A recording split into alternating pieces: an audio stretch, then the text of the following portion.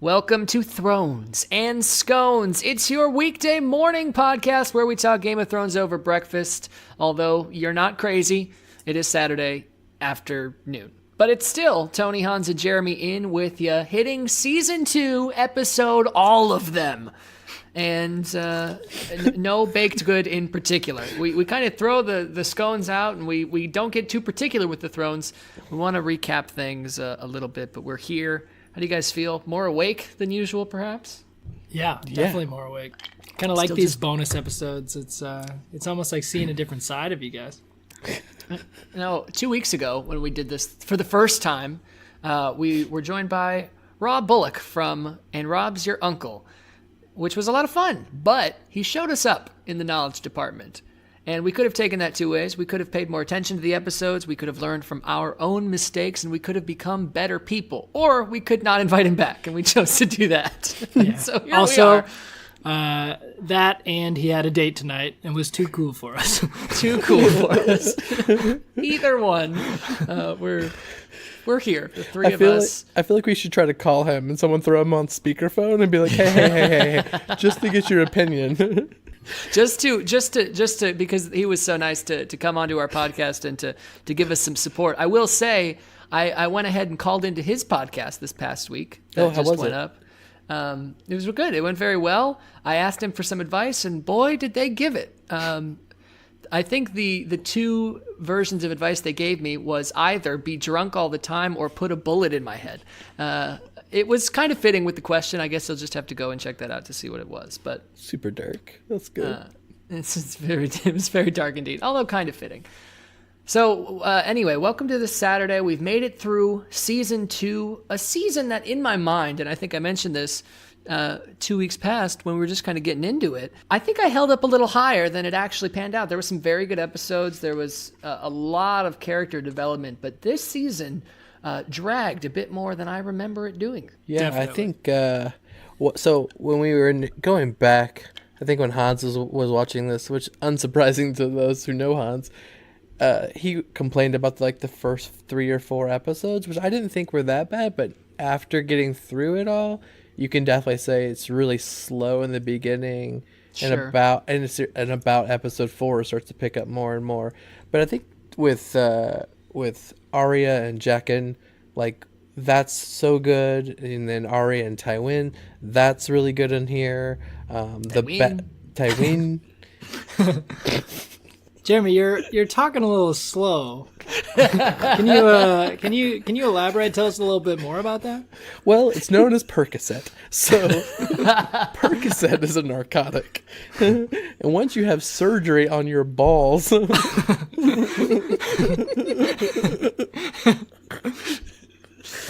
Is that what that song is about? Percocet, Molly Percocet, head of a sect. Bitch, I had vasect. pretty much, yeah. So I'm every once in a while I bite my own tongue during the conversation. And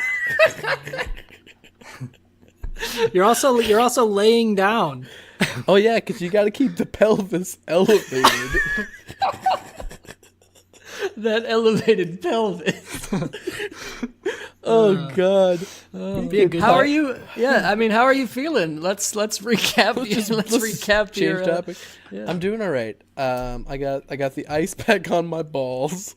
good. I got 2 pillow elevation, and I'm rocking some Percocet, which I feel really good right now. I feel good. I feel nice. I'm interested to see how my attention's gonna do about 5 minutes from now, because it's just starting to settle in. I don't know if you've ever had a narcotic. The nice thing about narcotics is you're like, oh, it doesn't do anything, and then you feel like this warmth that just goes all over you, and you're like, holy shit, this is the best thing in the world.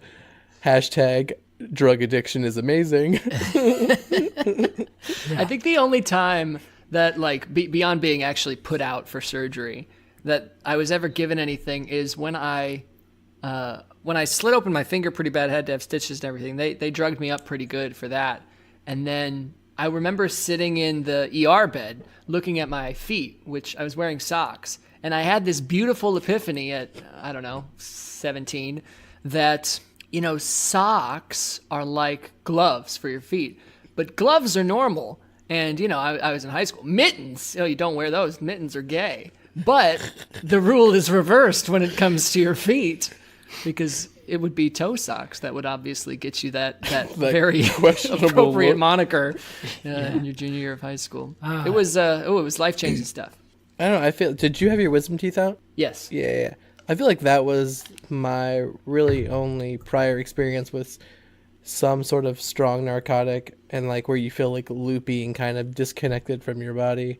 And to be honest, like talking to a few people who had this prior, they were like, oh, so you can get a Valium before to kind of like calm you down, as some lovely person, in my case a dude, was getting up all of my balls, shaved balls, by the way, smooth as a baby's bottom.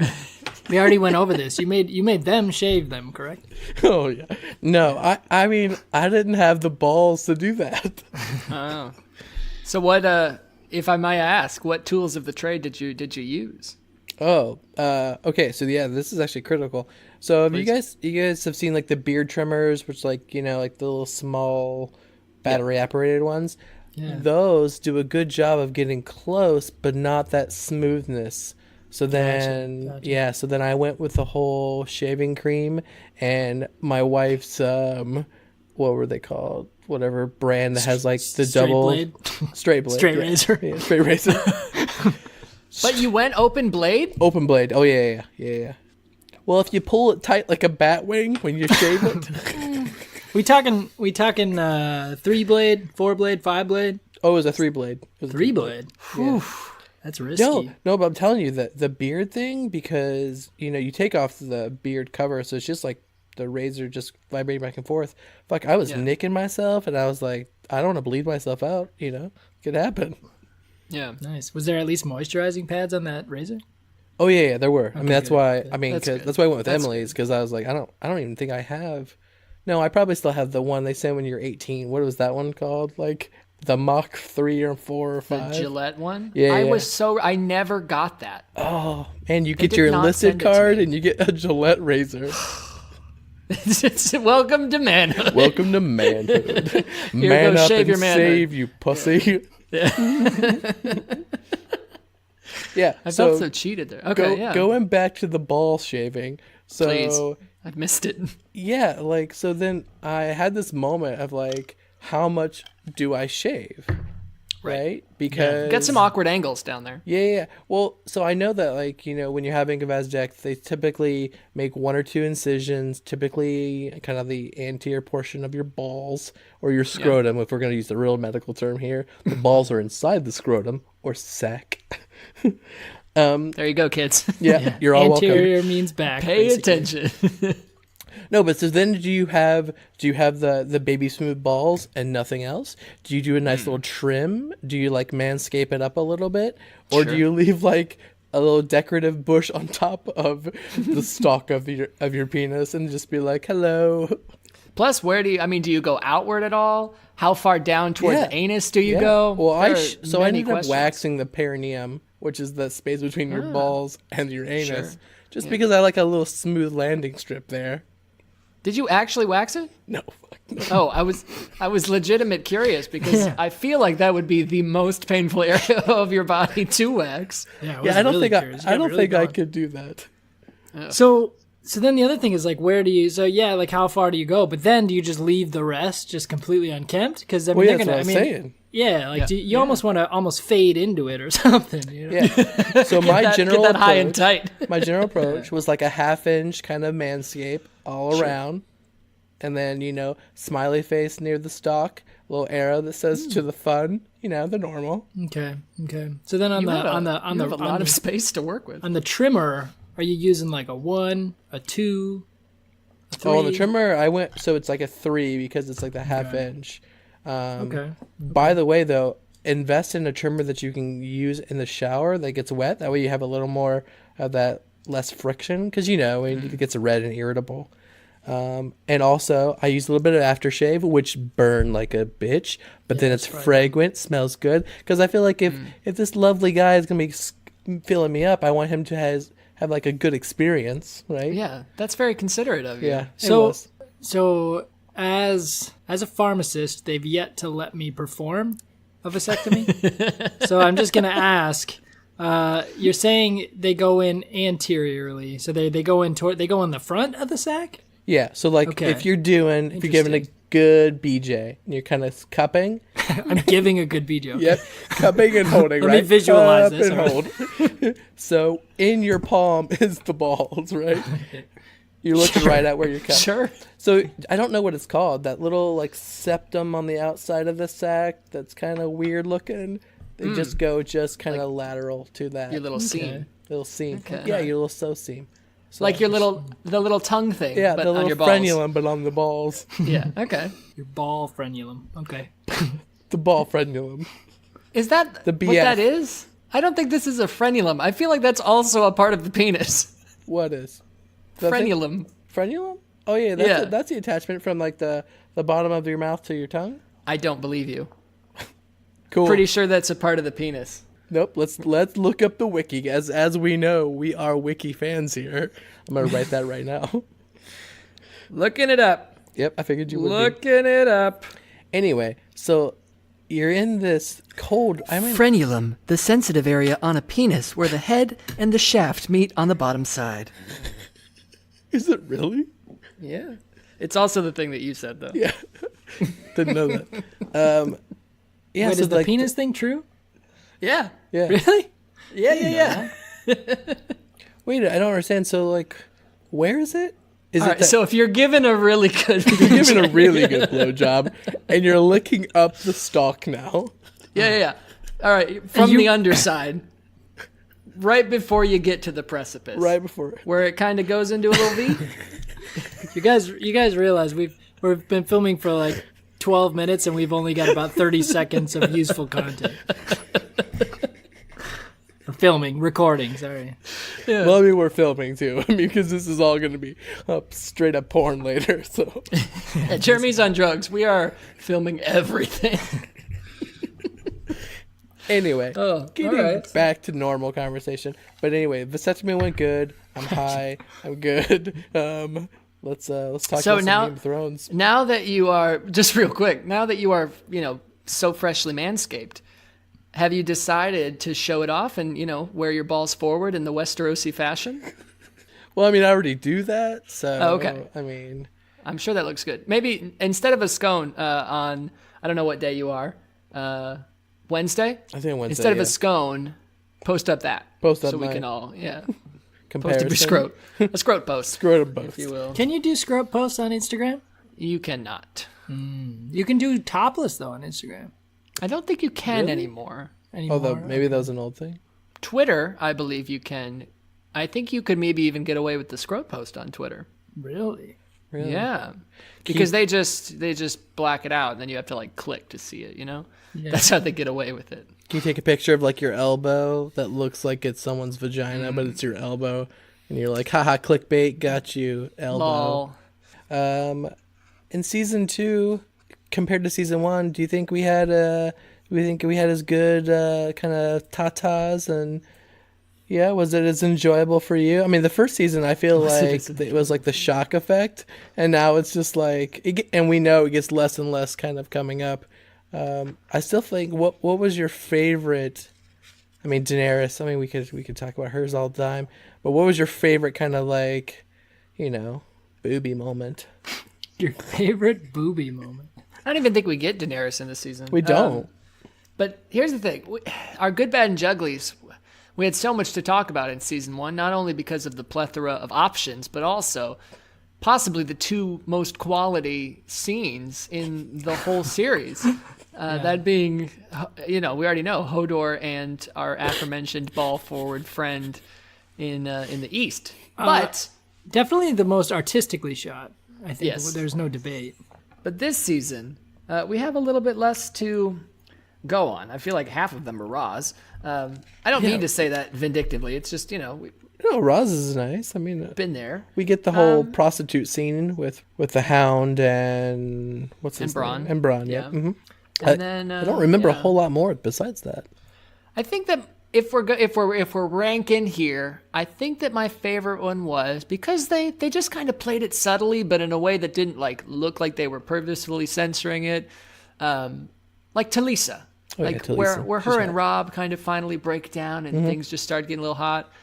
That was tasteful. It was tasteful. I respected the craft of that shot. Yeah, that was tasteful. And the crack of that girl. I was in the crack of that girl. Yeah. High five. That was good. She waxes her perineum. But they Jesus. But they really did get to the point where they're like, all right, season 1, how are we gonna draw them in? Lord of the Rings with titties? You got it. And then season 2, they're like, all right, we got all these people here. Let's try and tell some stories and pull back on the boobs. And they really do. We get a couple episodes, maybe just one. One. All right, just the one where we have no nudity. Was that 4? Yeah. No, episode 5. Sorry. Was it 5? Yeah. But I mean, I think season 1, season 2, right where we are. I think 2 is better than season 1. No. Really? Absolutely not. I don't agree either. Oh, see, I think season 1 really slows until about episode 6, maybe 7. So we don't. I mean, we get it's so slow in the beginning, and I know that we said that it's slow initially here, but I do feel like we have so much more interesting development of characters, right? I mean, season 1 is Ned, loss of Ned, the kind of the Stark family kind of chaos, but now we're actually seeing the characters of within the houses more, right? You hate people in season 1 just because you're told to, but now you start to understand their motivations a little bit more. So I think that's why I enjoyed season 2 a little bit better. You make a good point. We definitely get a lot more character development. I mean, especially at the beginning of the season, don't get me wrong, they throw almost just as many new characters at you, and you kind of have to scramble to keep up. But then my problem with season 2, because I think there are a lot of really, really great moments, but with the exception of episode 9, Blackwater, and to an extent, episode 10, even all the great moments are then just dispersed around Karth and all of these other moments that just feel like they drag it down. So whereas, we can have these things that really draw me in, I don't feel like I watched very many episodes in this season where I was like sold throughout. Yeah, I don't know if we've talked about this before where you're like, oh, watch season 1 and then it starts picking up great, and then or you can just get through season 1 and you'll really enjoy the show. I don't think season 2 is that. I don't think it's that's the hook, line, and seeker, which I actually kind of respect Game of Thrones for. And Seeker. Seeker. I bit my tongue 3 times in that conversation.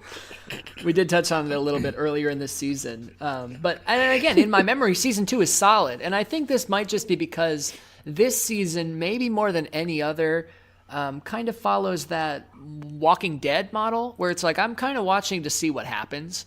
And so after we know what happens, especially with the first half of the season or the first few episodes being so focused on Renly and building that up, now that we know it doesn't go anywhere, it falls a little flat, and we know that it's just okay, they're hyping up something that's really just going to fizzle out. But the first time around, I don't think I would have faulted season 2 nearly as much as I am right now. I agree. I think and I said that a bunch of times too, pretty much every episode review, is a lot of the stuff in season 2 doesn't amount to anything for the show, really. And I like Daenerys. I think she's a cool character. I liked her much better in season 1. Season 2, she still hasn't got quite to the development that I want her to be at. And they took a freaking 12-minute story and turned it into 10 episodes, or spread it into 10 episodes in freaking Karth. So I agree. I just feel like there wasn't, thinking back on season 2, I know that there was a couple episodes in the middle where I felt like it picked up a bit and was getting a bit better, but 9 and 10 were excellent episodes, but about all I really even care to remember from season 2. Yeah. And Daenerys' thing, I kind of see what, and I'm putting words in their mouth, what the writers were going for, in the sense that Daenerys' story in the future moves pretty fast. Yep. And it's always very high stakes. And right now is the kind of moment when she is hitting rock bottom to an extent. And they want to emphasize that, which I get. But especially now that we're starting to prepare to review season 3, I'm a few episodes in, And holy crap, does Daenerys' story take off, which makes this season feel even dumber, because it's like, okay, you took this whole season to get basically through Karth and you didn't go anywhere. And then, the last episode, okay, great, you got this cool stuff. And then within 3 episodes, Daenerys is like leagues ahead of where she is right now in the next season. And so it just kind of serves to emphasize that ridiculous timeline when I think they were probably going for the opposite. Yeah. And I can say right now too, I've been enjoying season 3 much more than season 2 already. So. For sure. But again, and just to be very, very clear out there, you know it if you already listened, we're fans of the show. We're not trying to say that this was bad, like we hated every second of having to watch it. It's still good stuff. Yeah, I mean, go ahead. I was just gonna say, I think it'll be interesting, a reason to stick around to you listeners out there, all thousands of you. Hundreds of thousands. I mean, it'll be interesting as we go through to start, pegging our rankings, because I the first time watching through, I just, everything was new. I wasn't really thinking about, what I thought of the seasons comparatively to each other, but be interesting to see where everything falls. I have a kind of a suspicion in my head, but so we can't go back on any word here. Jeremy, you're saying season 2 better than season 1? Absolutely. I mean, obviously we're short in 2 seasons, but it's definitely 2 than 1 for me right now. Okay. I'm going to make notes of these so that we can revisit it each recap. Jeremy, 2 then 1. And then Hans, do the opposite. Also write down that Jeremy said Catelyn would be good on the Iron Throne. Oh, every chance I get will I write down that. She would have been. Strong-willed. That's all I got. I'm absolutely season 1, then 2. When Rob was in 2 weeks ago and we were recapping season 1, he had asked, do you guys think that season 1 is the... Or maybe Jeremy asked, I don't know. Asked, do you guys think that season 1 is the worst season of Game of Thrones? Again, not meaning that it's bad, but meaning that it's a very high bar. And I think we had all kind of said no, and we were talking about one season in particular. And I think that I said, when talking about either the season as a whole or about Robb Stark, that like, oh, season 2, that's where things really go. And really not. It just goes to show how jumbled things get in our heads. Everything I'm thinking about basically happens in season 3. So, it's going to be a busy couple weeks coming up. But yeah, I'm excited about season 3. I mean, we've been watching multiple episodes of it now, but it's just some of the best stories that start in season 2, which is why I think I've enjoyed it, because just watching it in that transition going into the next season, you just appreciate it a little more. I mean, setting up is common in all these shows. I still feel like they did such a better job with some of the stories of making you care about these characters as you're transitioning into season 3. Yeah, and I do just breaking news here.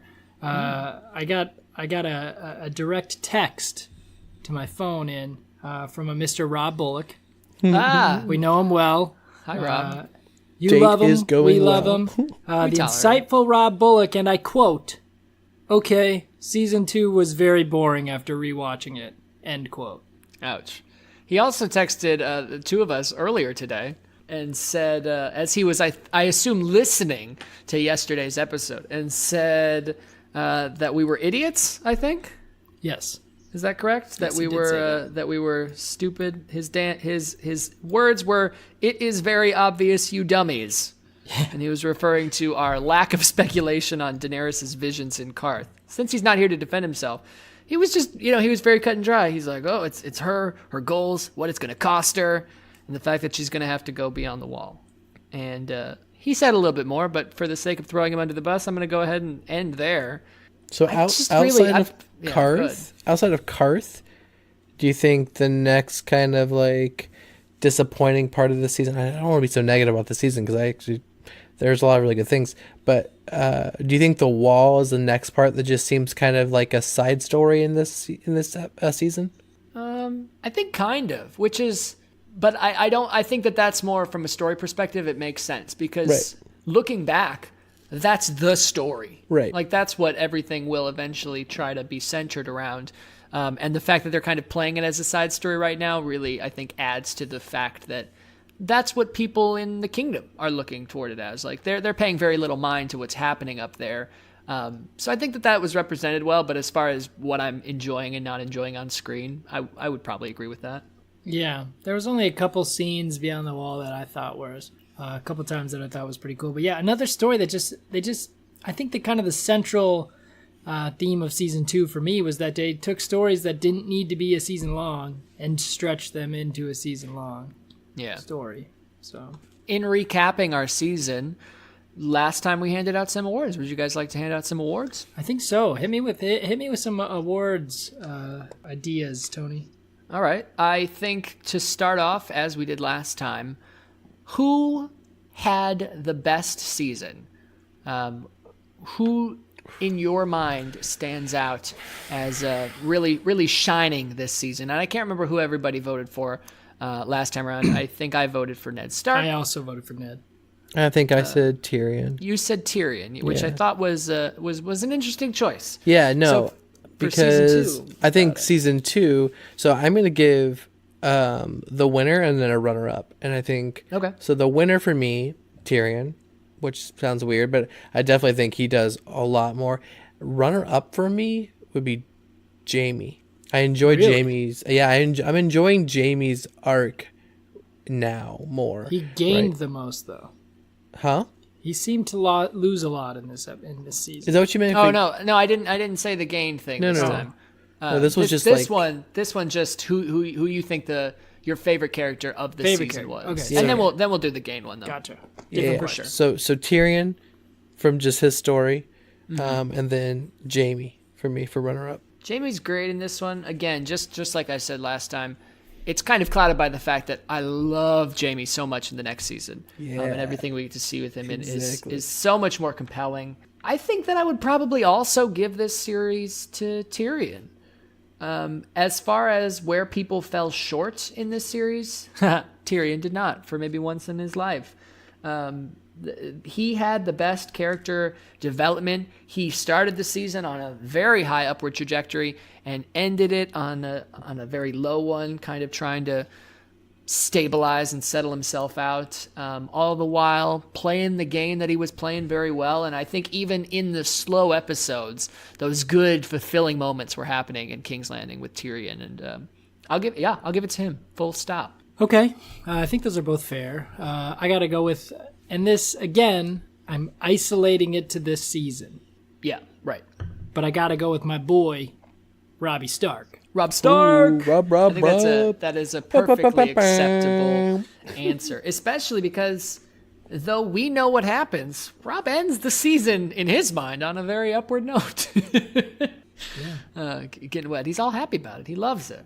Yeah, and so it's funny because I think you're rooting for Robb Stark. I think most of, especially the first maybe half of the season, it's interesting. He's winning all these battles. You know, you see the complexity of war now for him and how he's like thinking, you know, multiple kind of skirmishes ahead. Other people are respecting him. I mean, he's kind of a badass. But then all these little cracks start to happen, and we're starting to see the kind of fallacies or what we know is developing into his downfall. And I think that's probably why I didn't vote for him as much, because I lose interest in him at the end of the episodes. I feel like it's just kind of like despite I think his story with what's her name? I can't even think of her name now. Not Talisa. Talisa. Is it Talisa? Yeah, Talisa. I want to call her Talisa. Talisa. Talisa. I love you. I like Cersei too. Yeah. Okay, so now to Hans, who do you think gained the most this season? Gained the most. I think I also got to say Robbie Stark though. For gained Robb the Stark most. Gained a wife, gained a couple armies, gained some victories, won every battle he's fought. Agreed. I don't think I'd vote for Robb Stark, but it's close. I think. Well, here's the thing. I'll let you guys vote on this because it happens and it is done in this season, but it really reveals itself that it happens and was done early next season. I'm going to say Littlefinger gains the most that's this pretty season. good, yeah. Because he is scheming, he is working behind the scenes, and again, we see a little of it with him visiting Tywin at Harrenhal late in the season. But it's the next couple episodes where we really find out all that he's been doing and what that means and how it pays off for him. So, yeah, again, if we were going by the fact that we're just watching this for the first time and not knowing that, I'd say Robb Stark. But as for like the timeline, what's happening right now, Peter Baelish. Yeah, I mean, I think another character that really does, we start to get a lot more and appreciate kind of like his complexity would be Tywin as well. Yeah. I mean, we, besides the stag episode prior season, you just hear of kind of how he is, how he rules, how he runs the family, the house and everything, his loyalty. And now you see that kind of demeanor kind of like starting to come in a little bit more. And I think that's an interesting dynamic, especially as we're going forward. We're going to see that even more. So let's console somebody with a little consolation counter side of the coin. Who lost the most in season 2? I think Jamie, right? Jamie loses a lot. Well, does he really? Again, though? it's Jamie has so much more to lose. Yeah, exactly. is the thing. But he does lose a lot. I think, Sansa doesn't have a great season, but I guess she just kind of stagnates and stays where she's at relatively. Tyrion loses a lot in the last few moments. But we also see what he's capable of, I would say, early in the episode. So I think overall, I think he's definitely grown a lot. I definitely take mine back. I'm thinking Renly probably. I was gonna say Renly. Oh yeah, Renly. Stannis. Renly loses the most. Theon, again, though we don't know it, also loses a lot with his departure from Winterfell. He'll find out soon enough, I'm sure. What about the Night's Watch? They lost a lot. They lost a lot of men. They lost a lot of men, of morale. Morale. Season 3 is going to be an interesting one for who loses the most. Here's the thing. Speaking of losing the most, the Night's Watch should be losing the most. Ears. You guys notice how nobody has a fucking hat in the Night's Watch up where it's like the coldest it could possibly be? It's always snowing and no one ever covers their face either. It's just like, so nose, lips, all that stuff would be frostbite to fuck. We've seen hats. They exist. They should learn how to wear them. They'd probably feel much better. Yeah. Bone Lord covers his face.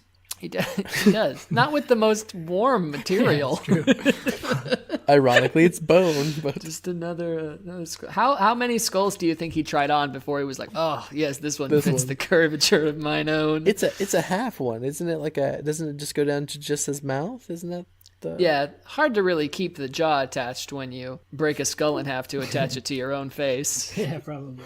I would imagine they don't really have more of an glue. art. It's more of an art, yeah. Indeed. Yeah, I was gonna say Stannis in this one, because we talk a lot about in this episode the battle at the inn, and in all right, he has the bigger army. He has been smart about collecting the ships, and he goes and gets like a good team. And if it wasn't for that little hiccup of dragon fire, then we're kind of effed at the end of that. But I think otherwise, I mean, you can easily see him taking control and getting the Iron Throne, and then it kind of falls apart.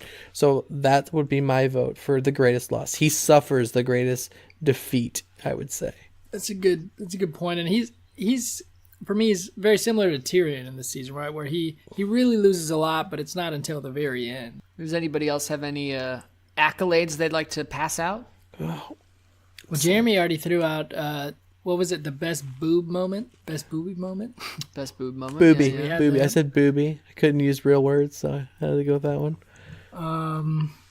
I'll get, you know what? I said to Lisa initially, I'll throw it to Roz because she worked for it this season. She really did. She kept putting herself out there, most figuratively and literally, and she was campaigning for our votes. So I'll give it to Roz. Yeah, she I think she deserves it. That's fair. Yeah, Roz just kind of loses again interest for me by the end of the season as well. Watching it, I think they set her up more of an interesting character and then kind of just fades away, which, is sad how sacrifice happens next season, but still, it's interesting for me. Littlefinger, again, everyone, you hate him, but he's playing the game so well. Like, he gets it, which is, I think we talked about it. It's fun to kind of watch his stumbles as well. So we give Littlefinger a lot of shit because he deserves a lot of shit. He's a very devious guy, and again, in sentiments that we have echoed, congratulations and hats off to Aidan Gillen, though. Like, a great performance for Littlefinger. I agree. I was actually thinking about that too. As much as I don't understand half the things Littlefinger does from a writing standpoint, the actor does. I find myself like interested in his scenes, right? Like, the actor does put on very good performances. So yeah, cool. Talks kind of funny. He does have a little bit of a funny thing going on. Yeah. How are you? So now that we're through another season, Tyrion hitting any better to your ear? I think I'm starting not to notice it, but the problem is, right when I'm just used to it and not noticing it, Jenna goes, I just can't stand that accent. It's so terrible. And then it brings it up again. And then I'm back at it where it's like, oh, that is bad, isn't it? It doesn't sound anything like Tywin's accent. It doesn't sound like anything like anyone else's accent in the show. But I'm getting there. I think Tyrion had a great season, so I'm still on board with Tyrion. So hell yeah.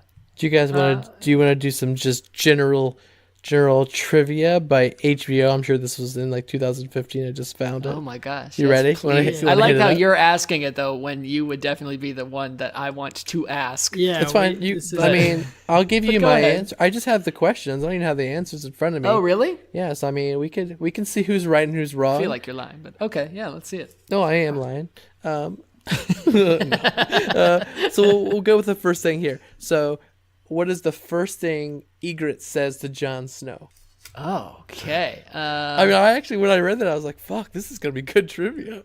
Okay, I can picture the scene. I'm just trying to think of what the first sentence she says is. Bam, I'm buzzing in. Okay. So you have what you think? You have an idea? I have no clue. I'm going to say it has something to do with crow, but I'm going to go with something crow. I think she says, will you burn me afterwards? Oh, yeah, no, I bet you're fucking right. Okay, let me see. I find these fucking answers. Because he's going to execute her. I don't think they talk before that. What's your name? That's it? Yep. Really? Yep. What's your name? Dunno. That's lame. All right. What about Next. What about this one? So so when Sam, Gren, and Ed are digging, okay, we know what they discover, right? Which is dragonglass. Mm-hmm. Whose shovel hits first? Hits the dragonglass? Yeah. Gren. God damn. Bam. Okay. Daenerys says a snowy vision while visiting the House of the Undying. When she comes across her departed husband and child, what are the first words Drogo says to her? And they're really specific here. These are hard questions. Probably moon of my life. Where is it at? I think that's right. Moon of my moon. God damn you. I think I have one more I can find in here. And then, can't even catch up at this point. Yeah. Oh, okay. After being unable to name the ruling house for Maidenpool, Arya tells Tywin she's from what northern town? And who are the lords of Maidenpool? I have no idea.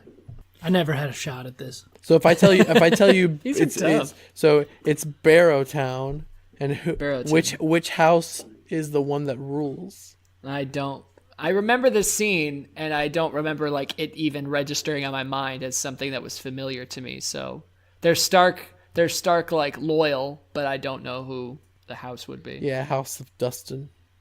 Dustin. Oh yeah, my mother served Lady Dustin for many years. Yeah. That's all I got. There was one other thing. It's coming back. But some super very specific trivia. Those were like scene specific. Yeah, very interesting. Yeah, let's see what else was there on season 2 that I thought was interesting. Joffrey, again, like we know he's a little, conniving little bitch. We find out that he's terrified of battle, and has, make them smile. Yeah, a red smile. A red smile. A red smile. Joffrey. We don't even get like the worst of Joffrey in this season, but yeah, he's just pretty consistently a twat. Yeah, I was under the impression that the first scene with the Hooers, spoilers, was when he killed them. I didn't realize that there was that it was a progression, which is, I suppose, more natural. It's how it. Yes, because we're now seeing that and going a little bit into next season, Varys is trying to win over Raz into his service, and I think Littlefinger finds out, and that's why he allows Joffrey to axe her. But we'll get into that. I think as far as season 2 goes, again, they dragged us on a little bit. Maybe we shouldn't drag the people on. Kind of hit most things. Yeah, I think so. So just briefly, so we talked about season 2. Let's talk about scones. Because let's be honest, we don't give. What was your favorite scone that you've had? Oh, that's a good question. We gotta throw a trophy out to the scone.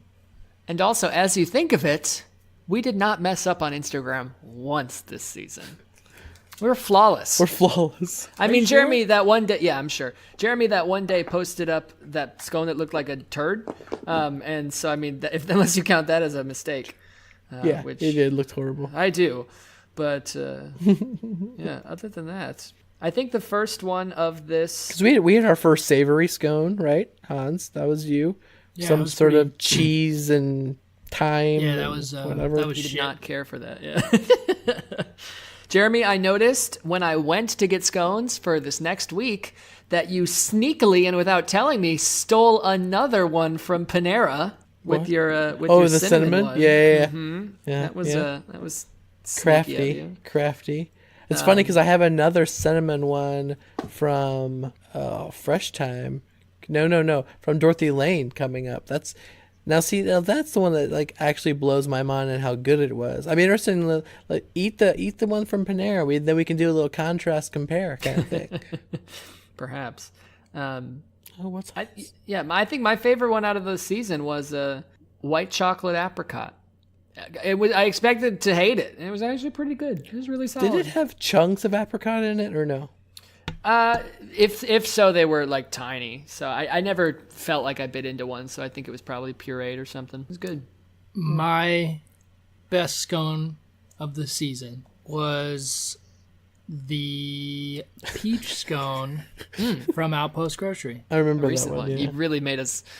I wanted to build the suspense. Tension was there.